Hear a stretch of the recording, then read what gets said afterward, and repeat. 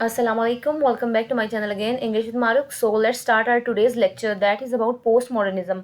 उससे पहले मुझे ये बता दें कि आप सब कैसे हैं. होप सो आप सब एकदम ठीक होंगे, फिट फाट होंगे, फाइन शाइन होंगे और अपनी लाइफ को एंजॉय कर रहे होंगे. ठीक है जी. तो मैं भी ठीक हूँ बिल्कुल. और जो चैनल पे नए हैं वो चैनल को सब्सक्राइब कर दें क्योंकि वीडियो बहुत सारे टाइम से और बहुत सारी एफर्ट के बाद बनती है. ठीक है. तो वीडियो हमारी थोड़ी सी लॉन्ग हो जाएगी क्योंकि ये एक थेरी है. ठीक है. थेरी से इतना ज़्यादा डरा ना करें. ठीक है. एक लंबा सा सांस लें. ठीक है. डीप ब्रीथ और लेट्स डाइव इन. और हम बहुत अच्छे से आज इस थेरी को करेंगे. पोस्ट मॉडर्निज्म हमने पहले की थी फेमिनिज्म. ठीक है. और आज हम करेंगे पोस्ट मॉडर्निज्म. ये टफ नहीं है. ठीक है. थोड़ा सा बस याद रखने की बात है. वैसे ये इजी है. हर थेरी जो हमने 19th सेंचुरी की पढ़नी है, like post structuralism, modernism, post modernism, post colonialism, ये सारे इंटर रिलेटेड हैं. ठीक है. सारे एक दूसरे से रिलेट करती हैं. तो without wasting our time let's start our video. Slides थोड़ी सी भरी भरी सी और इतनी आपको एकदम से मुश्किल लग रही होंगी, लेकिन बिल्कुल मुश्किल नहीं है. मैंने बहुत ज़्यादा इजी डेफिनेशंस और इजी टर्म्स यूज़ किए हैं ताकि आप सबको समझ आ जाए. ठीक है. तो हम स्टार्ट करते हैं. डरना नहीं है आपने और बस आपने घबराना भी नहीं है. आप स्टार्ट करते हैं. हम स्टार्ट करते हैं डेफिनेशन से. तो डेफिनेशन क्या है? Post modernism is a complex. Post सबसे पहले आप देखें मॉडर्निज्म. पोस्ट मॉडर्निज्म, पोस्ट यानी कि बाद वाला एरा, किससे? मॉडर्निज्म के बाद वाला era. So post modernism that is start after modernism. ठीक है जी. Post modernism is a complex and multifaceted literary and cultural theory that emerge in the late 20th century. ठीक है. ये कब स्टार्ट होती है? लेट 20th सेंचुरी में. हमारा जो 1900 से लेकर 1940 यानी कि आफ्टर वर्ल्ड वार टू तक का एरा जो है उसे कहते हैं मॉडर्निज्म. और जो 1940 के बाद 40s के बाद स्टार्ट होता है ना, या मोस्टली 1960s के बाद कहा जाता है, वो होता है पोस्ट मॉडर्निज्म. अभी भी जो हमारा कॉन्टेम्प्रेरी एज हमारी चल रही है वो भी पोस्ट मॉडर्निज्म है. ठीक है. यानी कि आफ्टर मॉडर्निज्म. तो ये एक कॉम्प्लेक्स थ्योरी है जो स्टार्ट होती है लेट 20th सेंचुरी में. It is characterised by the rejection of modernism. ठीक है. मोस्टली कहा जाता है कि ये रिजेक्शन है मॉडर्निस्ट आइडियाज़ की, लेकिन ये भी कहा जाता है कि ये कंटिन्यूटी है मॉडर्न आइडियाज़ की. ठीक है. एंड ये हमें वीडियो में पता चल जाएगा कि ये क्या है. रिजेक्शन है, बल्कि ये समहाउ रिजेक्शन है, समहाउ कंटिन्यूटी है. ठीक है. दोनों है. And a departure from the traditional notion of literature and art. ठीक है. ये डिपार्चर है, यानी कि ये खत्म कर दिया इसने ट्रेडिशनल नोशंस को, ट्रेडिशनल वैल्यूज़ को, जो हमने अपने मिडीवल लिटरेचर या मिडल इंग्लिश लिटरेचर में पढ़ी थी. सारे वो वाले थीम्स, ब्रेवरी, इस तरह के सारे थीम्स जो हैं, लव, हेट, मर्डर, एनिमी, ये सारे थीम्स जो हैं ये ख़त्म कर दिए उन्होंने. कोई ट्रेडिशन थी ही नहीं जो कि लिटरेचर और आर्ट में फॉलो की जा रही थी इस एज में. ठीक है. Post modernism question the grand narrative. ठीक है. अब ये क्या करते हैं? ये ग्रैंड नैरेटिव को क्वेश्चन करते थे कि ग्रैंड नैरेटिव की कोई वैल्यू नहीं है. ग्रैंड नैरेटिव के बारे में आपको मैं आगे बता दूंगी, लेकिन थोड़ा सा इंट्रोडक्शन यहाँ पे बता दूं. ग्रैंड नैरेटिव ऐसी नैरेटिव जो एक बेसिक पॉइंट था जिसके बारे में सब राइटर्स उस एज में लिखते थे. ठीक है. अब हम मिडीवल की बात करें तो लव, रोमांटिक्स में लव एक मेन चीज़ थी. अपने रिलीजन से, अपने लवर से, किसी से भी. तो वहाँ पे जो लव था किसी रिलीजन के लिए या अपनी डेमोक्रेसी किसी कंट्री के लिए, वो एक ग्रैंड नैरेटिव था जिसके बारे में लोग लिखते थे. हर राइटर ने अपने वर्क में कहीं ना कहीं लव को डिस्क्राइब किया. ठीक है. लेकिन अगर हम बात करते हैं हम पोस्ट मॉडर्न एज की, तो इसमें कोई भी एक फिक्स थीम नहीं था, कोई भी एक फिक्स्ड पॉइंट या सोर्स ऑफ लिटरेचर नहीं था जिसके बारे में राइटर्स लिख रहे होते. ठीक है. तो ये ग्रैंड नैरेटिव्स होता है और उन्होंने चैलेंज किया, इसको क्वेश्चन किया कि ग्रैंड नैरेटिव की कोई वैल्यू नहीं है ग्रैंड नैरेटिव की पोस्ट मॉडर्न एज में. एब्सोल्यूट ट्रूथ, कोई एब्सोल्यूट ट्रूथ नहीं है. Nothing is truth, nothing is fix, nothing is universal. And fixed meanings that, और कोई फिक्स मीनिंग नहीं होता, that were prevalent in modernist thought. ठीक है. जो मॉडर्निस्ट सोचते होते थे कि एवरीथिंग इज टेक्स्ट, सारा कुछ टेक्स्ट में है. इससे पहले कौन सी थ्योरी आई? पोस्ट स्ट्रक्चरलिज्म की. ठीक है. जिसमें बाइनरी ऑपोजिशन को फॉलो किया गया, यानी कि दो मीनिंग से मिलके लैंग्वेज बनती है. There is nothing outside the text, everything is text, the text and the text only. इस तरह की कोटेशन हमने पढ़ी है. पोस्ट स्ट्रक्चरलिज्म है. ठीक है. तो जो पोस्ट स्ट्रक्चरलिज्म है वो भी इससे रिलेट करता है, लेकिन उसकी रिजेक्शन आई है. पोस्ट मॉडर्निज्म में, मॉडर्न एज में आई थी हमारे पास पोस्ट स्ट्रक्चरलिज्म. तो वहाँ पे फॉलो किया जा रहा था कि मीनिंग फिक्स्ड है, एब्सोल्यूट ट्रूथ है, ग्रैंड नैरेटिव्स हैं हमारे पास. लेकिन पोस्ट मॉडर्निज्म ने मॉडर्निज्म के इस आइडिया को रिजेक्ट कर दिया. उन्होंने कहा कि कुछ भी फिक्स नहीं है, nothing is fixed, nothing is universal. ठीक है. एंड सॉरी, मुझे पता है कितनी इरिटेशन होती है जब आप एक बात को बार बार सुनते हैं, लेकिन आप स्पीड तेज करके सुन लें, लेकिन जब आप बार बार एक पॉइंट को सुनेंगे आपको याद हो जाएगा, इसीलिए मैं रिपीट करती हूँ, ठीक है। And inside it embrace ambiguity, fragmentation and self reflexivity. Embrace का मतलब होता है गले मिलना, लिटरल मीनिंग होता है, लेकिन वैसे क्या है, उन्होंने कहा है कि पोस्ट मॉडर्निज्म ने पसंद किया किसे, एम्बिग्विटी को, कंफ्यूजन को, ठीक है, से फ्रेगमेंटेशन को, कोई बेसिक फॉर्म नहीं है, फ्रेगमेंटेशन है, हर चीज फ्रेगमेंटेड है, टूटी हुई। सेल्फ रिफ्लेक्सिविटी, सेल्फ रिफ्लेक्सिविटी क्या होता है, सब्जेक्टिव थॉट्स, अपनी थॉट्स को अपने वर्क में प्रेजेंट करना, ठीक है। मॉडर्न राइटर्स भी ये कर रहे थे, लेकिन वो क्या कर रहे थे बेसिकली, वो जो उस एज में world war 1, world war 2, industrialisation, ये रेवोल्यूशन सारी जो उस एज में आ रही थी उसके बारे में लिख रहे थे कि उन्होंने किस तरह से इफेक्ट किया है एक ह्यूमन के माइंड को, ठीक है। लेकिन पोस्ट मॉडर्निज्म ने क्या किया, पोस्ट मॉडर्निज्म ने इन सब चीज़ों को पसंद किया, उन्होंने कहा ठीक है, जो होना था हो गया है, जो डिस्ट्रक्शन आनी थी हमारी वर्ल्ड में वो सब हो चुकी है, अब रोने धोने का क्या फ़ायदा, let's enjoy these fragmentation and these destruction, ठीक है। तो उन्होंने उस चीज़ को पसंद किया, हर चीज़ कन्फ्यूजन में लिखी जा रही थी, एक इंसान के माइंड में जो कुछ भी था। मॉडर्निज्म में जो राइटर थे उन्होंने लिखा वार के इम्पैक्ट जो इंसान के माइंड में थे उसके बारे में, ठीक है। और पोस्ट मॉडर्निज्म में लिखा सेल्फ रिफ्लेक्सिविटी, मतलब इंसान का माइंड पे इफेक्ट हो गया वार का, अब उसका माइंड किस तरह से वर्क कर रहा है, किस तरह से उसकी कोई थॉट का सेंट्रल पॉइंट नहीं है, वो कितना फ्रेगमेंटेड है, एब्सर्डिज्म, ये सारा कुछ इस एज में आया, ठीक है। As a literary theory postmodernism had a significant impact on literature. postmodernism जो एक थेरी थी इसका लिटरेचर पे बहुत ज़्यादा इम्पैक्ट था, क्योंकि ये उस एज में स्टार्ट हो रही थी और राइटर भी इसी तरह के थीम्स के बारे में लिख रहे थे। एक राइटर ने लिखा फ्रेगमेंटेड थॉट्स के बारे में, दूसरे ने देखा और उसने भी उससे इफेक्ट होकर, उनसे इन्फ्लुएंस होकर लिखना स्टार्ट कर दिया। चैलेंजिंग, पोस्ट मॉडर्निज्म चैलेंज कर रहा था कन्वेंशनल स्टोरी टेलिंग को, एक्सप्लोरिंग न्यू नैरेटिव टेक्निक्स, ठीक है। मैंने आपको बताया हर तरह की ट्रेडिशनल और कन्वेंशनल स्टोरी टेलिंग जो कि पहले ज़माने में पहली एज में लिखी जा रही थी वो सबको चैलेंज किया गया, उन सबको ख़त्म करने की कोशिश की गई, ठीक है, ऑलमोस्ट ख़त्म ही कर दिया, ठीक है।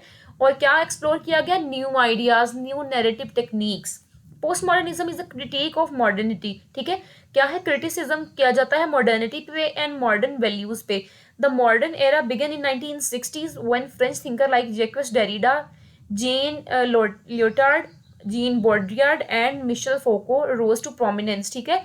मोस्टली फ्रेंच राइटर्स ने ही पोस्ट मॉडर्निज्म को राइज किया है इस हाइट तक, ठीक है, वो ही इसको इतना ऊपर लेके आए हैं, वरना दूसरी थेरीज ज़्यादा इंपॉर्टेंट थी। Reader response theory, reader response theory भी इससे बिलोंग करती है, इससे रिलेट करती है। पोस्ट मॉडर्निज्म बेसिकली एक अम्ब्रेला टर्म है। अम्ब्रेला टर्म का क्या मतलब होता है, एक ऐसी टर्म जिसमें बहुत सारी थेरीज एक दूसरे से रिलेट करती हूँ, ठीक है, बहुत ज़्यादा टर्म्स को डिफाइन किया जाए एक टर्म में। अब पोस्ट रीडर रिस्पॉन्स थ्योरी कैसे बिलोंग करती है कि रीडर को ज़्यादा इंपॉर्टेंस दी जा रही है, रीडर अपने मीनिंग, सेल्फ रिफ्लेक्सिविटी मतलब हर रीडर अपने माइंड के थॉट्स को अपने वर्क में प्रेजेंट कर सकता है, वो अपने मतलब का मीनिंग उसमें से निकाल सकता है। तो इन सब philosophers we can say thinkers और क्रिटिक्स ने मिलकर पोस्ट मॉडर्निज्म को यानी कि इस हाइट तक उसको लेके आई। The term post modern came into popular use with the publication of the post modern condition, a report on knowledge 1984 by the French philosopher Jean Lyotard, ठीक है। ये कैसे पॉपुलर हुई, किस तरह ये टर्म किसने कॉइन की, पोस्ट मॉडर्न, ये लियोटार्ड ने अपने वर्क में the post modern condition, a report on knowledge, ठीक है, इस वर्क में उन्होंने क्या किया, कॉइन किया किस टर्म को, पोस्ट मॉडर्न टर्म को, ठीक है। और ये बहुत इंपॉर्टेंट राइटर हैं, क्रिटिक है पोस्ट मॉडर्निज्म में, ठीक है। इनका कॉन्सेप्ट भी हम आगे पढ़ेंगे। बस आप, जब मैं आपको बार बार हर वीडियो में कहती हूँ, जब आप कुछ पढ़ रहे होते हैं तो सिर्फ एक इसी थ्योरी पे आपने फोकस नहीं करना, आप ग्रामर स्ट्रक्चर पे भी फोकस किया करें और कैपिटलाइजेशन पे भी फोकस किया करें। जैसे कि मैंने यहाँ पे क्या किया, द पोस्ट कंडीशन, एक second, where is my pointer, एक मेरा पॉइंटर गुम जाता है, and this is here, okay, the post modern condition, a report on the knowledge. अब देखिए मैंने इसमें हर वर्ड का पहला वाला लेटर कैपिटल लिखा है। मैंने आपको इतनी बार बताया है कि एक वर्क का जितना मर्जी लंबा सा लेंथी सा नेम हो, लेकिन जब तक उस बुक का नाम खत्म नहीं होता हमने हर वर्ड का फर्स्ट वाला लेटर कैपिटल लिखना है। बच्चों को आदत होती है मोस्टली मैंने अपनी फ्रेंड्स में देखा है कि वो लिखते लिखते उनको पता होता है ये रूल, लेकिन वो लिखते लिखते अपनी कैपिटलाइजेशन में बस उनको ये पता है कि डॉट के बाद कैपिटल लिखना है एंड नेक्स्ट ऑनवर्ड हमने स्मॉल लेटर्स में लिखना है। नहीं, ऐसा ना क्या करें, आपके पॉइंट कट होते हैं इससे, फिर आप कहते हैं कि मैंने तो पेपर अच्छा खासा लिखा था, पता नहीं क्या हो गया। प्लीज़ ऐसे ना क्या करें, थोड़ा सा कॉन्शियस होकर लिखा करें, हर वर्ड का पहला वाला लेटर कैपिटल आएगा जब तक उस बुक का नेम कंप्लीट नहीं हो जाता। अब मैंने ओन का ओ छोटा इसलिए लिखा है क्योंकि ओन एक हेल्पिंग वर्ब के तौर पे यूज हुआ है, आप इसे भी कैपिटल लिख लें, कोई इश्यू नहीं है, लेकिन ऑफ, ओन, इन, इस तरह के वर्ड हम स्मॉल लिख सकते हैं। अब ये देखें, किसी भी राइटर का नेम है, उनके 3 नाम है, उनके 4 नाम है, जीन फ्रेंकियस लियोटार्ड, इनके भी मैंने 3 वर्ड कैपिटल लिखे हैं। इसी तरह से हर नाम, हर सिटी, किसी का भी हो, वो उन वर्ड का जो फर्स्ट लेटर है वो कैपिटल ही आता है। ठीक है, तो हम मूव करते हैं अपनी नेक्स्ट स्लाइड पे। ये हमारी डेफिनेशन थी और कुछ इंपॉर्टेंट बातें थी पोस्ट मॉडर्निज्म की थ्योरी के बारे में। ठीक है, अब हम चलते हैं पोस्ट मॉडर्निज्म की थ्योरी के नेक्स्ट स्लाइड पे, जो कि हैं इसकी कैरेक्टरिस्टिक्स। ओके, तो ये आ गई हमारे पास कैरेक्टरिस्टिक मतलब वो चीज़ें जिनको प्रेफर करती है पोस्ट मॉडर्निज्म की थ्योरी कि ये चीज़ें हमारे टेक्स्ट में होनी चाहिए। फ्रेगमेंटेशन, डिसकॉन्टीन्यूटी, मैंने आपको बताया कि जो इम्पैक्ट थे वार के लोगों के माइंड पे, यानी कि फ्रेगमेंटेशन आ रही थी, कोई एक बात फिक्स नहीं होती थी, हर चीज़ आगे पीछे, कोई एक सीक्वेंस नहीं है। डिसकॉन्टीन्यूटी, कोई चीज़ कंटिन्यू नहीं है, इवेंट्स आगे पीछे हो रहे हैं। Fragmentation and discontinuity. The second one is parody and pastiche. Parody होता है किसी चीज़ को फनी वे में डिफाइन करना, किसी चीज़ की कॉपी फनी वे में करना, और पेस्टिज होता है वैसे ही किसी चीज़ को इमिटेट करना, ओल्ड वर्क्स को। ठीक है, तो पोस्ट मॉडर्निस्ट राइटर्स क्या कर रहे थे, मॉडर्न एज के जो वर्क्स थे उनको इमिटेट कर रहे थे, लेकिन एक फनी वे में।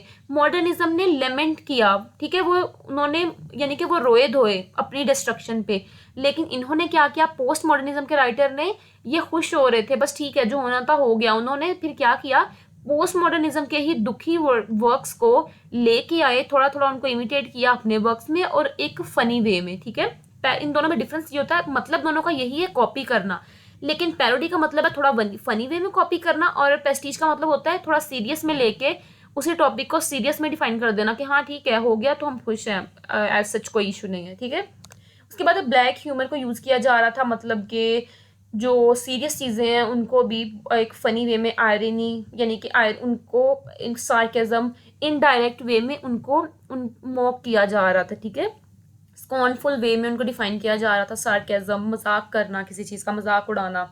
एब्जर्डिज्म, जैसे मैंने आपको बताया, मीनिंगलेसनेस, एमलेसनेस, ये सारे मॉडर्निज्म के थीम है, लेकिन एक लेमेंटेशन के वे में, दुखी होने के। लेकिन पोस्ट मॉडर्निज्म में क्या था, एब्जर्डिज्म में हम इसी को यूज़ करेंगे अपने वर्क में। ठीक है, होना था हो गया, अब मैं ये नहीं कहूँगी होना तो हो गया, मैंने आपको बार बार बता दिया है कि वो पोस्ट मॉडर्निज्म में जो कुछ हो रहा था वो उसको सेलिब्रेट कर रहे थे पोस्ट मॉडर्निज्म वाले। ठीक है, तो एब्जर्डिज्म आ गया, मिनी नैरेटिव्स, मेटा नैरेटिव्स को खत्म कर दिया गया कि बड़ी बड़ी नैरेटिव्स, गॉड पे लोगों का बिलीफ खत्म हो गया, अपने रिलीजन पे खत्म हो गया, निहिलिज्म आ गया, कोई किसी का कोई सेंट्रल बिलीफ नहीं है। ठीक है, सब कुछ खत्म, तो मिनी नैरेटिव्स आ गया, लोकल पर्सपेक्टिव, हर लोकल मतलब एक छोटे एरिया में छोटे बंदे का या फिर एक इंडिविजुअल का जो भी पर्सपेक्टिव था वो उसको डिफाइन कर रहा था। ठीक है, उसका जो भी रिलीजन है वो जिस बात को मानता है। मिनी नैरेटिव मतलब छोटी छोटी बातों पे बिलीव करना स्टार्ट कर दिया, कुछ यूनिवर्सलिटी नहीं है, छोटी चीज़ तो चेंज हो जाती है, बड़ी चेंज होना मुश्किल है ना, देर लगती है, इसलिए मिनी नैरेटिव्स की तरफ आ गए। चेंज को मान लिया उन्होंने कि चेंजिंग आती रहेगी सोसाइटी में, तो कुछ भी फिक्स ना करो, मेटा नैरेटिव्स को खत्म कर दो। मेटाफिक्शन, अब ये मेटाफिक्शन क्या है, मतलब ऐसे वर्क्स लिखे जा रहे थे जिसमें राइटर पहले वर्क्स में, मॉडर्न एज में या हमारी रोमांटिक एज में, किसी भी एज में जो एक रीडर था वो खो जाता था वर्क में, वो मेरे साथ ऐसा हो गया ये वो। लेकिन पोस्ट मॉडर्निज्म में क्या था, मेटा नैरेटिव्स लिखे गए, ऐसे नैरेटिव्स, ऐसे मेटाफिक्शन जिसमें, सॉरी मेटा नैरेटिव कह रही हूँ, मेटाफिक्शन जिसमें एक रीडर को पता होता था कि मैं एक फिक्शन पढ़ रहा हूँ, वर्क के साथ साथ राइटर लिख देता था साइड में, ओके अब ऐसा हुआ, ये मर गया है, ये वर्क में मेरे से निकल गया, अब नेक्स्ट कैरेक्टर हमारे पास आएगा। ठीक है, तो जब हम इतनी सी डिस्क्रिप्शन पढ़ेंगे तो हमें एज अ रीडर पता चल जाएगा ना कि ओके हम एक बुक पढ़ रहे हैं, कुछ इतना रियल नहीं है। तो ये होता है मेटाफिक्शन। इंटरटेक्सुअलिटी का मतलब ये भी रिलेट करता है पैरोडी से और पेस्टिज से, कि सब वर्क एक दूसरे से रिलेट करते हैं, एक वर्क का रेफरेंस, जो पिछले वाले हमारे पास्ट के वर्क्स थे उनका रेफरेंस दिया जा रहा था पोस्ट मॉडर्निज्म के वर्क में। मैजिकल रियलिज्म मतलब कि रियलिटी में मैजिक को यूज़ किया जा रहा था रियल वर्ल्ड में, ऐसे अब मतलब ऐसे वर्क्स लिटरेचर में लिखे जा रहे थे जो रियलिटी बेस्ड थे, लेकिन उसमें थोड़ा थोड़ा मैजिक का टच भी दिया जा रहा था। ठीक है, हैरी पॉटर वीकेंड से कैसे रियल वर्ल्ड है लेकिन मैजिक को यूज़ कर रहे हैं वो। उसके बाद ये भी कैरेक्टरिस्टिक्स हैं हमारे पास ज़्यादा थे इसलिए नेक्स्ट स्लाइड में आ गए। Reader have more importance than author. जैसे मैंने आपको बताया कि रीडर की इंपॉर्टेंस ज़्यादा है क्योंकि सब्जेक्टिव ट्रूथ है, कुछ फिक्स नहीं है। जो ऑथर ने कह दिया वो बस मस्ट नहीं हो गया। हर रीडर अपने अकॉर्डिंग मीनिंग, अपनी थॉट्स के अकॉर्डिंग मीनिंग एक्सट्रैक्ट कर सकता था। एवरीथिंग इज इन डिसऑर्डर, ठीक है, हर चीज़ डिसऑर्डर थी, कोई ऑर्डर नहीं था, कोई फिक्स सीक्वेंस नहीं थी, नथिंग, कुछ भी नहीं था। Everything is disorder. उसके बाद आ जाता है डीकंस्ट्रक्शन, ठीक है, ये आपने पढ़ा होगा, 1000 बार पढ़ा होगा। डेरिडा का कॉन्सेप्ट है डीकंस्ट्रक्शन। ये भी इस थ्योरी से रिलेट करता है। अब कैसे करता है देखें ज़रा। उन्होंने कहा है कि टेक्स्ट को तोड़ मरोड़ के हर रीडर अपना मीनिंग निकाल सकता है, कुछ भी पढ़ सकता है, ठीक है। तो डीकंस्ट्रक्शन का मीनिंग भी तो यही होता है ना कि टेक्स्ट को डीप वे में उसका एनालिसिस करना, एक फिक्स्ड मीनिंग नहीं निकालना बल्कि बहुत सारे मीनिंग एक्सट्रैक्ट करना, ठीक है। तो ये होता है डीकंस्ट्रक्शन। हाइब्रिडिटी मल्टीकल्चरिज्म, ठीक है, सॉरी, मल्टीकल्चरिज्म। अब हाइब्रिडिटी क्या होता है? मिला देना, मिला जुला, मिक्स कर देना। मल्टीकल्चरिज्म मतलब डिफरेंट कल्चर्स के बारे में लिखना। मॉडर्न एज में हर राइटर अपनी एज के बारे में लिख रहा था, अपने सोसाइटी के बारे में। लेकिन पोस्ट मॉडर्निज्म में क्या आ गया? हर राइटर ने मिले जुले कल्चर के बारे में लिखना शुरू कर दिया क्योंकि हमें कलोनियलाइजेशन का जो इम्पैक्ट था वो भी इंसान के माइंड पे नजर आ रहा था। पोस्ट कलोनियलाइजेशन भी इसी एज की थेरी है ना, तो पोस्ट कलोनियलाइजेशन की थेरी भी इससे बिलोंग करती है। किससे? पोस्ट मॉडर्निज्म से। डिफरेंट कल्चर मिक्स हो रहे थे। वाइट पीपल ने जब आके कलोनलाइज्ड किया किसको? ब्लैक पीपल को या ब्राउन पीपल को, तो उनका कल्चर वहाँ पे आके मिक्स हो गया। इस तरह मिक्स कल्चर के बारे में लिखा जा रहा था। सैमुअल बकेट की वेटिंग फॉर गोडो इसकी बहुत इंपॉर्टेंट एग्जांपल है। मैंने और भी काफ़ी सारी रीड की थी लेकिन अभी मेरे माइंड में नहीं है, तो आप सर्च कर सकते हैं, आपको इजीली मिल जाएगा पोस्ट मॉडर्निज्म के इंपॉर्टेंट वर्क्स। मुझे अभी वेटिंग फॉर गोडो याद है जिसका कोई मीनिंग नहीं है, कुछ भी नहीं है, वो सारे उसमें ये मोस्टली इनमें से जो एलिमेंट्स हैं वो उसमें पाए जाते हैं, ठीक है, उस वर्क में। उसके बाद है प्लेफुलनेस ऑफ लैंग्वेज। लैंग्वेज के साथ खेला जा रहा था, लैंग्वेज को एज अ टूल यूज किया जा रहा था, कोई ज़्यादा इंपॉर्टेंट नहीं दी जा रही थी। टेम्पोरल डिस्टोर्शन मतलब कोई भी लीनियर प्लॉट नहीं था। इवेंट्स कोई ऊपर कोई यानी कि कोई और इवेंट आ गया है, कोई सीक्वेंस नहीं है, अब कुछ और हो गया, बाद में पिछले वाले इवेंट को डिफाइन कर दिया, इस तरह से। Nobody is wrong, nothing can be confirmed, कोई भी रॉन्ग नहीं है, किसी को भी गलत नहीं कहा जा सकता था उस एज में, कुछ भी फिक्स्ड नहीं है। डिसलोकेशन क्योंकि बहुत ज़्यादा ग्लोबलाइजेशन आ गई थी, ठीक है, टेक्नोलॉजी ने कितनी ज़्यादा वहाँ प्रोग्रेस की थी इस एज में, अभी भी कर रही है। तो डिसलोकेशन, किसी भी चीज़ की फिक्स लोकेशन नहीं थी, हर चीज़ ग्लोबलाइज्ड हो गई थी।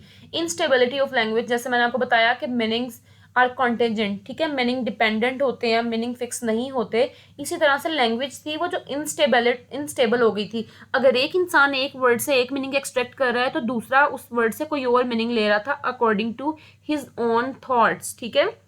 मैंने ये पॉइंट्स मेंशन किए हैं।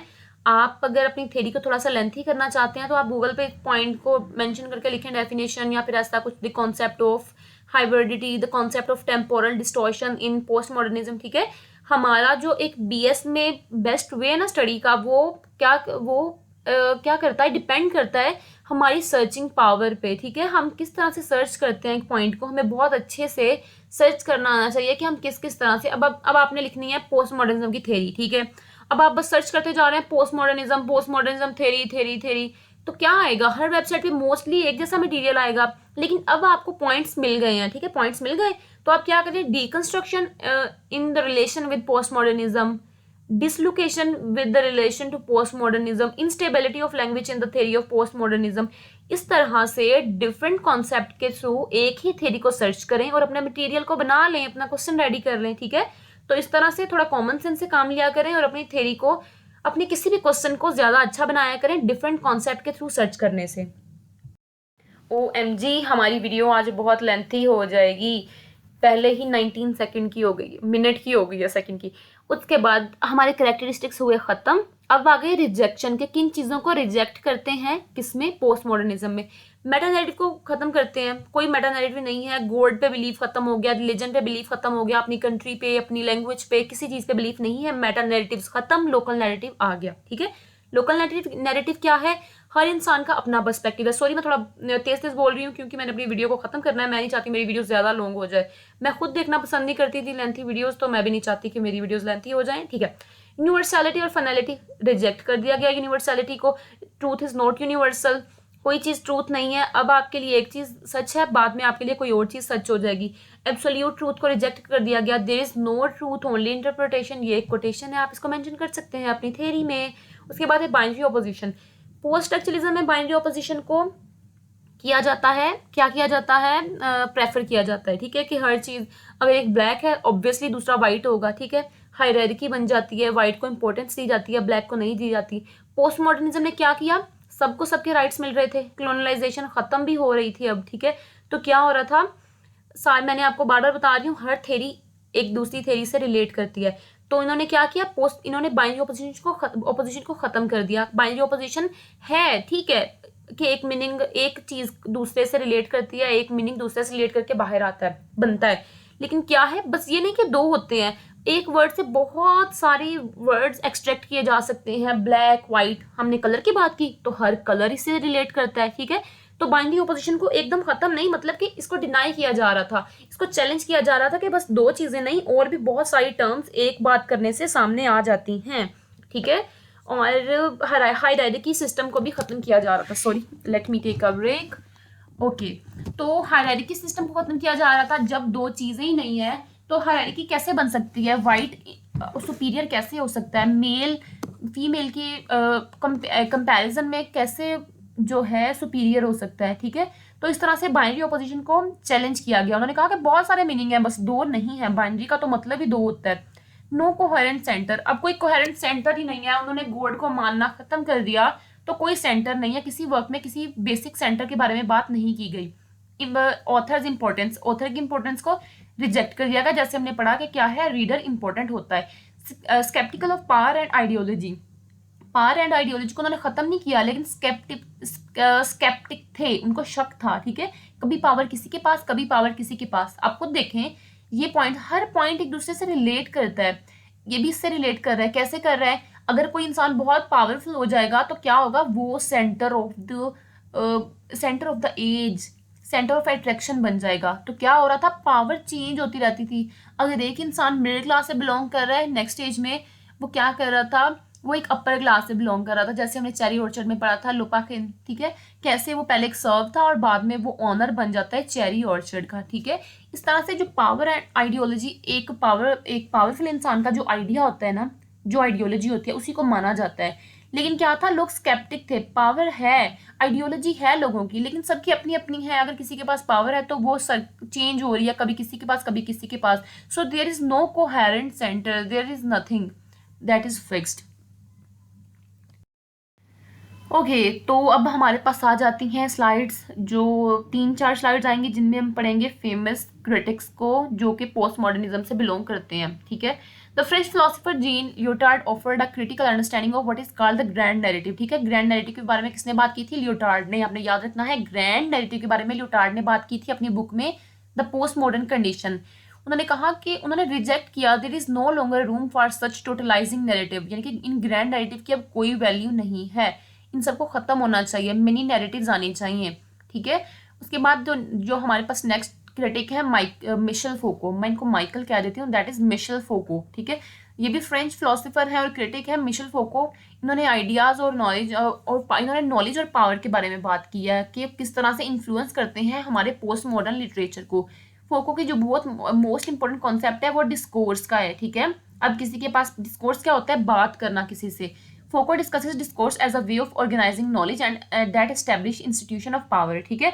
अब डिस्कोर्स क्या है, बैठ के डिस्कस करना, एक दूसरे से बात करना। उन्होंने कहा, उनका एक बहुत इंपॉर्टेंट वर्क था नॉलेज और पावर के बारे में, जिसमें इन तीनों वर्क में उन्होंने डिफरेंट वेज में नॉलेज और पावर को डिफाइन किया है। Madness of civilisation, madness and civilisation, the order of things and the discipline of punishment. Sorry, मैंने ये जब सेट किया ना तो मैं इनकी कैपिटलाइजेशन चेंज करना भूल गई हूँ, तो आप ये कर लें। मैंने आपको इसका रूल तो बता दिया है ना कि जितने वर्क्स उतनी ज़्यादा कैपिटलाइजेशन आएगी। और उसके बाद क्या है, उन्होंने कहा कि नॉलेज और power according to discourse, according to power और through the use of discourse fix किया जाता है। किसके पास पावर है, हमें कौन सी बात माननी चाहिए, ये हम डिस्कोर्स के थ्रू सेट करते हैं। और उन्होंने डिस्कोर्स का कॉन्सेप्ट अपने इन वर्क्स में दिया है। और मैं आपको दोबारा बता दूं, इन्होंने नॉलेज और पावर के बारे में बात की थी अपने इन वर्क्स में और डिस्कोर्स को मेंशन किया। डिस्कोर्स क्या है, जिसके थ्रू हम डिस्कस करते हैं डिफरेंट पॉइंट्स को और फिर एंड पे ऑर्गेनाइज करते हैं अपने नॉलेज को कि हाँ ठीक है, ये एक मिनी नैरेटिव बन गया, ये एक लोकल नैरेटिव बन गया। लोकल नैरेटिव बनाने के लिए भी तो हमें थोड़ा सा डिस्कस करना पड़ेगा ना, मेटा नैरेटिव को तो हमने खत्म कर दिया, ठीक है। तो ये हो गए हमारे 2 क्रिटिक्स। नेक्स्ट हमारे पास आते हैं जूलिया क्रिस्टीवा।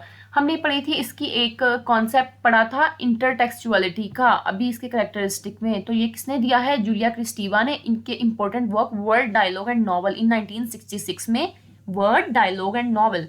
जूलिया क्रिस्टीवा ने क्या कहा? इंटरटेक्सचुअलिटी क्या है? Intertextuality refers to the phenomena of one text referring to and quoting alluding to another text. मैंने आपको बार बार बताया कि जो पोस्ट मॉडर्निज्म के राइटर थे वो मॉडर्निज्म के वर्क को कॉपी कर रहे थे, उनके रेफरेंस को यूज़ कर रहे थे। जैसे टी.एस. एलियट अपनी वेस्टलैंड में कितने सारे रेफरेंसेस ग्रीक लिटरेचर से, कितना ओल्ड ग्रीक लिटरेचर है, टायर्जियस और ये सारा कुछ, उनको भी मेंशन किया। तो ये इंटरटेक्सचुअलिटी की टर्म है। According to Kristeva every text is an amalgamation, यानी कि अमेलगमेशन मतलब mixture of various other text and meaning is derived from the network of interconnected references, allusions and influences।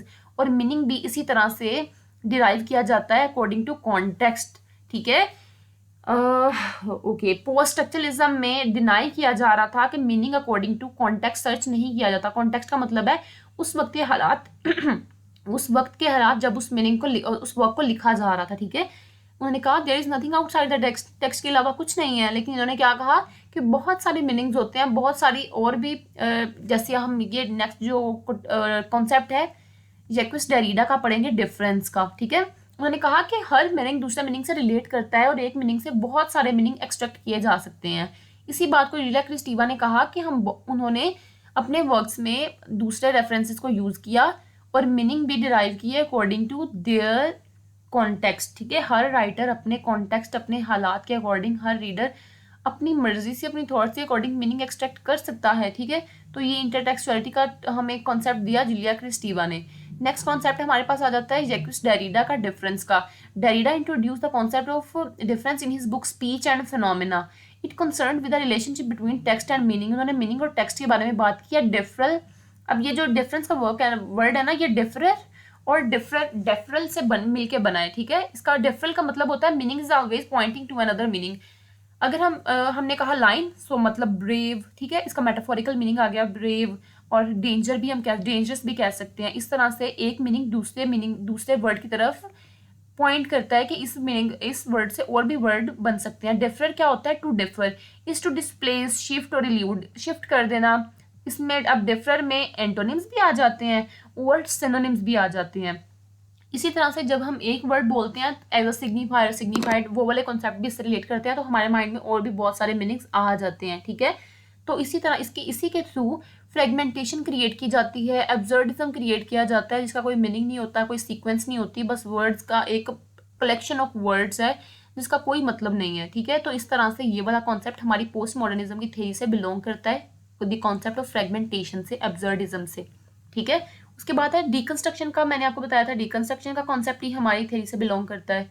Deconstruction refers to all of the technique and strategy used by Derrida in order to destabilise, कोई stable चीज़ नहीं है, crack, open and displace text, ठीक है। Crack कर देना, open कर देना, डीपली एनालिसिस करना किसी टेक्स्ट का, एक्सप्लिसिटली, इनविजिबली और इनविजिबली आइडियलिस्टिक, जो कि एक आइडियल वर्क था उसको भी तोड़ मरोड़ के और भी बहुत सारे मीनिंग निकालना, ठीक है। ये हॉर्टोइस कोई क्रिटिक है, इन्होंने अपनी किसी वर्क में 1998 में ये वाली डेफिनेशन दी थी। मैंने ये वैसे ही यहाँ पे मेंशन कर दी, लेकिन मैं आपको बताना ये चाहती हूँ कि डीकंस्ट्रक्शन का कॉन्सेप्ट जो है डेरिडा ने दिया है और ये भी बिलोंग करता है पोस्ट मॉडर्निज्म के कॉन्सेप्ट से। उसके बाद हमारे पास फिफ्थ वाला जो क्रिटिक हैं आ जाते हैं बॉर्डियार्ड। इन्फ्लुएंस, इनका एक बहुत इंपॉर्टेंट वर्क था simulacra and simulation, explore the idea of hyper reality, यानी कि रियलिटी को इस तरह से बदल दिया गया है, हमें समझ नहीं आती रियलिटी क्या है और हाइपर रियलिटी, कॉपी क्या है। Where the distinction between the real and the simulated becomes blurred, ठीक है। हमें समझ नहीं आती रियल क्या है और सिमुलेटेड मतलब कि इमिटेशन कौन सी है। He criticised modern society obsession with images and simulation, ठीक है। उन्होंने मॉडर्न सोसाइटी को क्रिटिसाइज किया है कि वो कितना ज़्यादा बिलीव करते हैं कॉपीज़ पे। उन्होंने कहा है कि रियलिटी को रिप्लेस कर दिया गया है कॉपी से। Baudrillard also discuss the concept of death of the real, उन्होंने डेथ ऑफ द रियल के कॉन्सेप्ट को भी डिस्कस किया है। मतलब कि डेथ एक ऐसी चीज़ है जो कि इरिवर्सिबल है, कुछ भी रियल नहीं है, तो ये कैसे हम हाइपर रियलिटी में इसको देख सकते हैं। तो ये कॉन्सेप्ट भी हमारे पास आता है पोस्ट मॉडर्निज्म में, जिसमें कहा जा रहा है कुछ भी बेसिक नहीं है और कुछ हर चीज़ फ्रेगमेंटेड है, there is no reality, there is nothing truth, no true, कुछ भी सच नहीं है, नथिंग इज कन्फर्म्ड।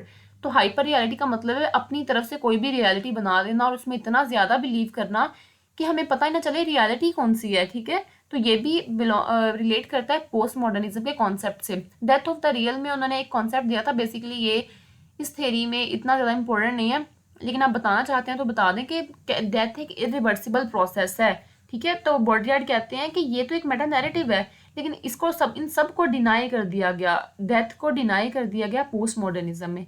उसके बाद फ्रेडरिक जेम्सन, इनका एक वर्क है post modernism the cultural logic of late capitalism, ठीक है। ये एक लेंथी नेम है इनके वर्क का, जिसमें उन्होंने क्या किया, उन्होंने एनालाइज किया अकॉर्डिंग टू कैपिटलिज्म, मार्क्सिज्म के थ्रू उन्होंने बताया कि हमारे पोस्ट मॉडर्निज्म के वर्क और आर्ट में डिसोल्व किया गया है, मिक्स कर दिया गया है हिस्टोरिकल और सोशल रेफरेंसेस को भी, ठीक है। जो अपर मिडिल क्लास थी वो ऊपर आ रहे थे, अब देखिए ना सारा डिफरेंस खत्म हो गया है मोस्टली। हम मानते हैं हमारे माइंड में अभी सेट है जिसके पास पैसे हैं वो रिच है और किसी की कोई वैल्यू नहीं है, लेकिन फिर भी अकॉर्डिंग टू लिटरेचर अब किसी पे कोई पाबंदी नहीं है, जिसका जो दिल करे वो लिख सकता है, हर किसी को फ्रीडम है उसके थॉट्स के अकॉर्डिंग, ठीक है। तो फ्रेडरिक जेम्सन ने क्या कहा कि जो मार्क्सिज्म की थ्योरी है, जो कैपिटलिज्म है, कि जो हमारे पास बुर्जुआजी क्लास है, मिडिल क्लास है, उनको according to their work salaries मिलनी चाहिए। इन वर्क्स ने भी हमारे पोस्ट मॉडर्निज्म के वर्क को इन्फ्लुएंस किया है। Jameson argued that post modernism reflect the loss of genuine historical consciousness and commodification of culture, ठीक है। उन्होंने कहा कि पोस्ट मॉडर्निज्म ने हमारे पास जो एक थ्योरी आई थी ना मार्क्सिज्म की, उसको प्योर वे में डिफाइन नहीं किया कि थ्योरी किस लिए थी, क्योंकि पोस्ट मॉडर्निज्म में तो हर चीज़ को सीरियस नहीं लिया जा रहा था, हर चीज़ को मजाक समझा जा रहा था, हर चीज़ को सेलिब्रेट किया जा रहा था, ठीक है। तो ये एक तरह से नोस्टैल्जिक और प्रेस्टीज भी है, यानी कि कॉपी भी है और याद भी है हमारी उस थ्योरी की, कैपिटलिज्म, जो कि इसी एज में आई थी 19th सेंचुरी में, लेट 19th सेंचुरी में। और दूसरा क्या है कि इसका इम्पैक्ट भी हमें अपनी लिटरेचर पे मिलता है कि किस तरह से एक अपर क्लास की वैल्यू को ख़त्म किया जा रहा था और मिडिल क्लास लोग भी अपर सोसाइटी में सर्वाइव कर सकते थे, ये बताया जा रहा था, ठीक है। Okay, so finally this is our last slide, जिसमें मैंने कुछ कोटेशंस मेंशन की हैं, जल्दी से इनको पढ़ते हैं। Simplifying the extreme I define post modernism as incredulity towards meta narrative. Lyotard ने कहा है, जैसे कि मैंने आपको बताया कि इन्होंने डिनाई किया है मेटा नैरेटिव को, तो इनक्रेडुअलिटी का मतलब होता है बिलीफ ना होना। उन्होंने कहा कि मैं पोस्ट मॉडर्निज्म को कैसे डिफाइन करूँ, ठीक है। अगर मैं बहुत सिंपल वे में डिफाइन करूँ तो पोस्ट मॉडर्निज्म इनक्रेडुअलिटी, अनबिलीव्ड होना है toward meta narratives. The simulacrum is never that which conceal the truth, ठीक है। सिमुलेक्रम, ये बॉडीगार्ड ने हमें सिमुलेक्रम और सिमुलेक्रा का कॉन्सेप्ट दिया है। उन्होंने कहा है कि हम ये कभी नहीं कह सकते कि सिमुलेक्रम ट्रूथ नहीं है। It is the truth which conceal that there is none. ये एक ऐसा सच है, ठीक है, ये सिमुलेक्रम सच है और ये एक ऐसा सच है जिसका कोई मीनिंग ही नहीं है। सिमुलेक्रम इज ट्रू, ठीक है। तो सिमुलेक्रम ही ट्रू है, क्योंकि पोस्ट मॉडर्निज्म वाले मानते थे दुनिया का कोई मतलब नहीं है, everything is meaningless, everything is aimless, ठीक है। तो उन्होंने कहा कि सिमुलेक्रम ट्रू है, हम नहीं कह सकते ये ट्रू नहीं है। और ये कौन सा ट्रूथ है, जिसका मतलब है कुछ नहीं, कुछ है ही नहीं, ठीक है। कितनी मीनिंगलेस कोटेशन है। उसके बाद है माइकल फोको की हमारे पास कोटेशन आ जाती है, जिसमें उन्होंने कहा है I am no doubt not the only one who writes in order to have no face, ठीक है। उन्होंने भी कहा कि मेरे वर्क का कोई फेस नहीं, कोई मीनिंग नहीं है। Don't ask me who I am and don't ask me to remain the same. मुझसे ना पूछे मैं कौन हूँ, मुझसे ना कहें कि मैं सेम रहूँ, हर चीज़ चेंज होती है। Leave it to our bureaucrats and our police to see that our papers are in order, ठीक है। उन्होंने यहाँ पे अपर क्लास कैपिटलिज्म सोसाइटी का थोड़ा सा इम्पैक्ट दिखाया है। उन्होंने कहा कि हमारी अपर क्लास जो हमारे ब्यूरोक्रेट्स हैं, हमारी पुलिस है, उन पे छोड़ दें, वो मैनेज करेंगे कि क्या है। मुझसे ना पूछें कि मैं क्या हूँ और मैं सेम रहूँ, ठीक है। और मैं सिर्फ मैं ही एक ऐसा राइटर नहीं हूँ जो without any meaning, without any face लिख रहा है। हर कोई ही इस एज में ऐसा कर रहा है, ठीक है। ये मिशेल फोको का है। उसके बाद डेविड हार्वे भी एक क्रिटिक है। इन्होंने कहा है we live in a world where there is more and more information and less meaning. उन्होंने कहा कि इन्फॉर्मेशन बहुत ज़्यादा है, बहुत सारे वर्क्स लिखे जा रहे हैं लिटरेचर में, लेकिन क्या है, किसी भी चीज़ का कोई मीनिंग नहीं है।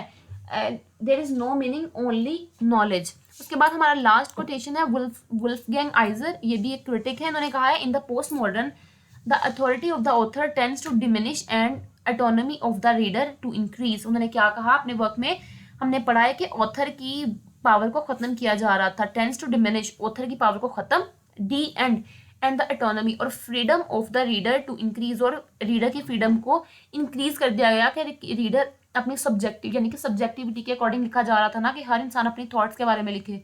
तो इस तरह से पोस्ट मॉडर्निज्म ने ग्रो किया। ऑलमोस्ट हमने इनके सारे कॉन्सेप्ट और कोटेशंस और इम्पोर्टेंट राइटर्स को डिस्कस कर लिया है, ठीक है। फिर भी आपका कोई क्वेश्चन है तो आप मुझसे कमेंट सेक्शन में पूछ सकते हैं। और मैं बोल बोल के थक गई हूँ। वीडियो को लाइक करना है, चैनल को आपने करना है सब्सक्राइब अगर आपने नहीं किया। और thanks for watching my video. अपना बहुत सारा ख्याल रखें, दुआ में याद रखें। और कोई क्वेश्चन है तो मुझसे कमेंट सेक्शन में पूछ लें। ओके जी, अल्लाह हाफिज़, bye bye, take care of your self and your family.